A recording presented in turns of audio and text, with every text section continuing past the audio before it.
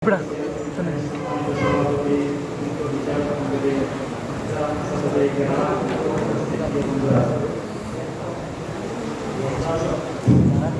সকলে অবগত আছি আল্লাহ তাআলা মানব জাতিকে সৃষ্টি করেছেন তার বান্দা খলিফা হিসেবে।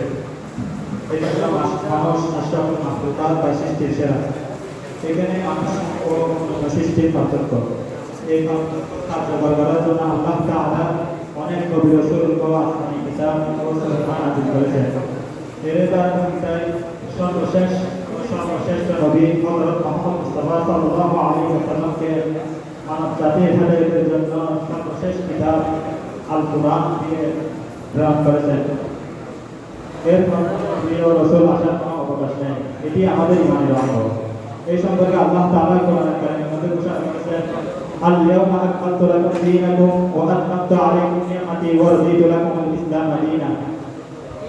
এই আয়াত থেকে প্রমাণিত হয় আল কোরআনের মধ্যে প্রদত্ত আল্লাহ তাআলার বিধান এবং তার যথাযথ বাস্তবায়নের মাধ্যমে গঠিত রাসূল সাল্লাল্লাহু আলাইহি ওয়াসাল্লামের কথা, সিরাত তথা জীবন চরিত্র, এই দুটির সমন্বয় নাম হচ্ছে দ্বীন ইসলাম বা ইসলামী জীবন ব্যবস্থা। প্রিয় উপস্থিতি, রাসূল করিম সাল্লাল্লাহু আলাইহি ওয়াসাল্লামের সিরাত হচ্ছে আল কোরআনের সব বিধিনিষেধের সকল ব্যবস্থা। উম্মুল মুমিনিন হযরত আয়েশা রাদিয়াল্লাহু তাআলা আনহা থেকে যখন জিজ্ঞেস করা হয়েছিল নবীজির সিরাত সম্পর্কে, তখন তিনি বলেছিলেন, কানা খুলুকুহু আল কুরআন, নবীজির সিরাত হচ্ছে, নবীজির আখলাক বা সিরাত হচ্ছে কোরআন।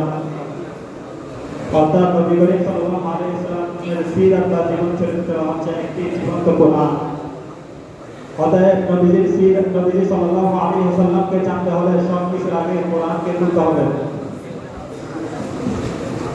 প্রিয় বন্ধুরা, এই অবকাশ নিয়ে নবীজির সিরাত বা জীবন আদর্শ নিয়ে আলোচনা করা শেষ করা সম্ভব নয়। তারপরে যদি বলতে হয় কবির ভাষায় এভাবে বলতে পারি, বিন-নূরি আহাল্লা কারীমান ওয়া দাআ লিল্লাহি হাকীমান আযুহু ফাকানা রহিমা মা আ'যামু সাবর মুহাম্মদ।